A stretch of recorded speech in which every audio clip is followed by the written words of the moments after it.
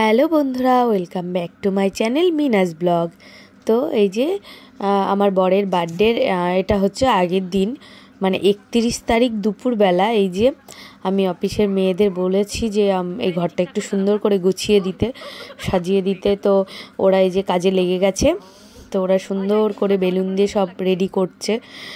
তো সেটাই এই যে কয়েকজন কাজ করছিল, মানে আমাদের অফিসের কাজ, আর এই কয়েকজন বেলুন টেলুন ফুলিয়ে সুন্দর করে সাজাচ্ছে। তো এই যে আমি আর আমার পুচকু বসে আছি, দেখছিলাম আমরা, ওরা এত সুন্দর করে সাজিয়েছে। তো আমার পুচকু এই যে রেডি হয়ে গেছে। তো আমি সিম্পলভাবেই বলেছিলাম সাজাতে, তো এই যে সুন্দর করে সাজিয়ে দিয়েছে। আর এই যে আমি আমার বরের গিফটগুলো রেডি করছি, ওকে কি কি দেব। তো গিফটগুলোর মধ্যে এই একটা, এটাও এনেছিলাম আমি। আর এই যে ওর গিফটগুলো সব আমি রেডি করেছি, এগুলো আমি দেবো আমার তরফ থেকে, কারণ আমি 1 বছর ওয়েট করে থাকি এই দিনটার জন্য। তো ওই জন্য ছোটো ছোটো ছোটো ছোটো করে গিফট রেডি করতে থাকি আমি 1 বছর ধরে। তো ও জানে না এখনও যে আমি কি কি রেডি করেছি, ওকে কিছু জানাইনি। তো এই যে রাত 12টা বেজে গেছে, আমি কেক নিয়ে চলে এসেছি।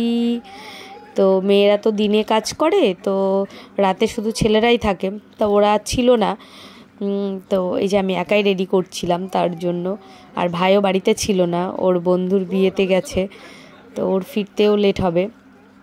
তো এই যে কেকটাও আমি মানে পছন্দ করে দিয়েছিলাম অর্ডার। তো কেমন হয়েছে তোমরা একটু জানিও। আমি রেডি করে দিচ্ছি সব, কি করব। আর মেয়েগুলোকে খুব মিস করেছিলাম, যে ওরা থাকলে হেল্প করে দিত আমাকে। যাই হোক, এই যে ছেলেগুলো ছবি তুলছে। তো দেখো আমি রেডি করছি কেক, আর আমার বর হেসেই যাচ্ছে। হাসো হাসো, তোমারই তো দিন আজকে।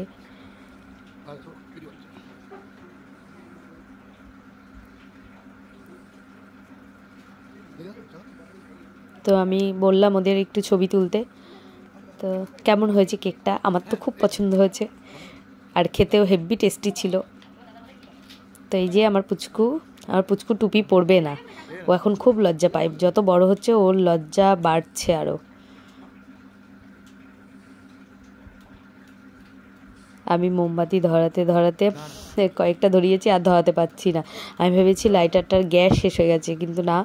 যাই হোক, আমি পারছিলাম না। তো আমার বর নিজেই ধরানো শুরু করে দিল নিজের বার্থডের মোমবাতি।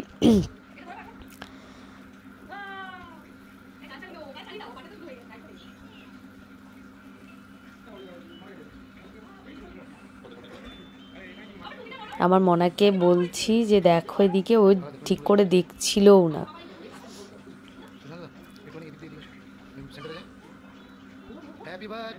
ও ফু দিচ্ছে।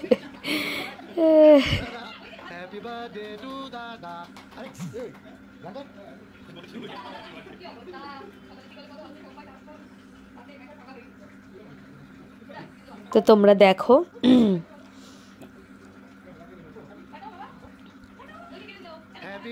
তো এরপরে আমি কি কি গিফট দিলাম সেগুলো দেখো কিন্তু তোমরা অবশ্যই, কারণ প্রতিবারই এরকমভাবে সারপ্রাইজ দেওয়া হয়। আমার বর কিছুই জানে না আগে থেকে, আমি কিছু জানাই না ওকে। অবশ্য ওর জন্মদিনে কি দেবো আমি ওকে কিচ্ছুই জানাই না, ও কিছুই জানতো না। আমি তো কেক একদমই পছন্দ করি না, তবুও একটু খেয়েছি। আমার কেক একদমই ভালো লাগে না। এই যে আমার পুচকু এত লজ্জা পাচ্ছিল বাবা। আমাদের অফিসের ছেলেরা। তো আমি চলে গেছি গিফটগুলো আনতে, কারণ ওগুলো আমার ঘরে রাখা ছিল। তো এই যে সায়ন্তন আবার কেক নিয়ে কী করবে, আমি তখন ছিলাম না এখানে, ও দাদাকে খাওয়াবে।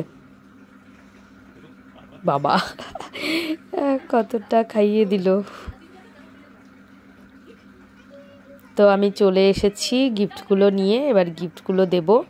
আর তোমরা দেখো যে কি কি আছে। অনেকগুলো গিফট রেডি করেছি আমি ওর জন্য। তো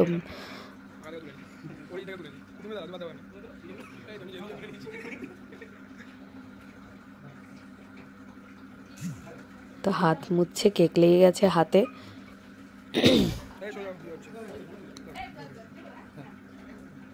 প্রথমেই গোলাপটা দিলাম, ওর মুখে একটু কেক ছিল সেটা মুছে দিলাম। তো এই যে বড় থেকে শুরু করেছি, সব থেকে বড় গিফট এটা ছিল ওখানে।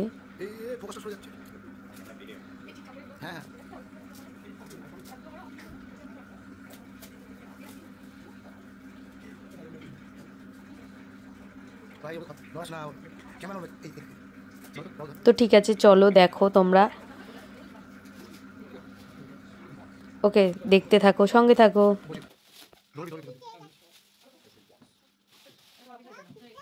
তো এটা একটা ঘড়ি, আর এই ঘড়িটা আমার খুব পছন্দ হয়েছিল, শুধু আমার না আমার ভাইয়েরও খুব পছন্দ হয়েছিল।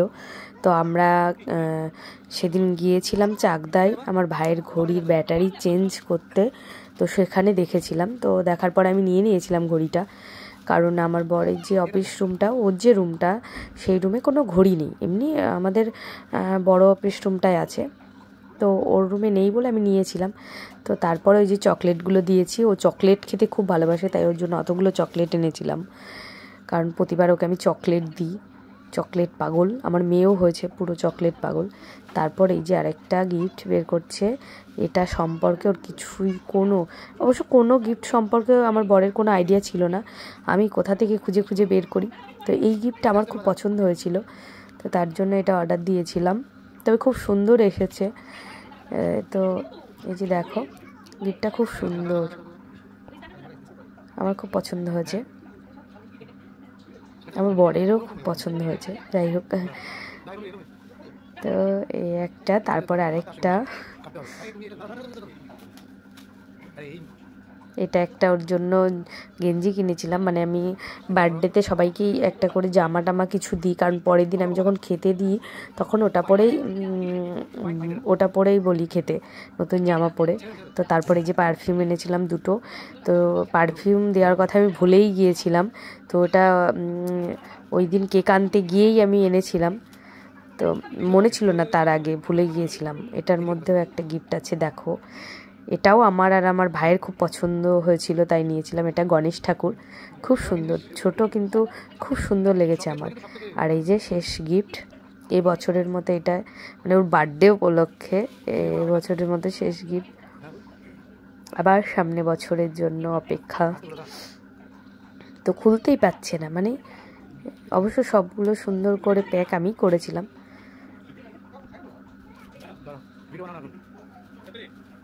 তো এই যে এটা হচ্ছে একটা আংটি, আমার খুব ইচ্ছা ছিল ওকে দেওয়ার, যাই হোক সেটা দিয়েছি, আর পছন্দটা আমারই ছিল আংটির ডিজাইনটা, তো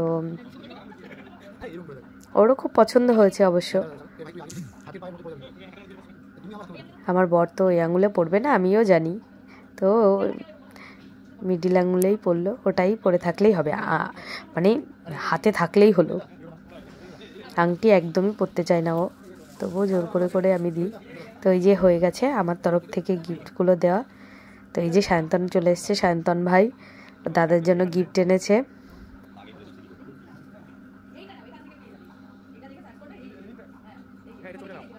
তোমরা দেখো সায়ন্তন ভাই কি দিচ্ছে গিফট।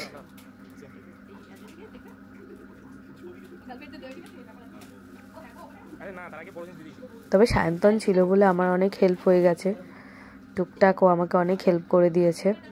তো এই যে ডায়েরি আর একটা পেন, খুব সুন্দর হয়েছে, এটাও খুব সুন্দর হয়েছে। তো ঠিক আছে, তোমরা দেখো, এই যে আবার আমার পুচকু দেখো কেক খেয়েই যাচ্ছে, ওখান থেকে কেক খেয়ে যাচ্ছে, এই যে ঘরের মধ্যে এসে আমি আবার পরিয়ে দিচ্ছি। সায়ন্তন বলছে বৌদি চলো আরেকটা ভিডিও করি, তো এই যে কেমন হাসছে।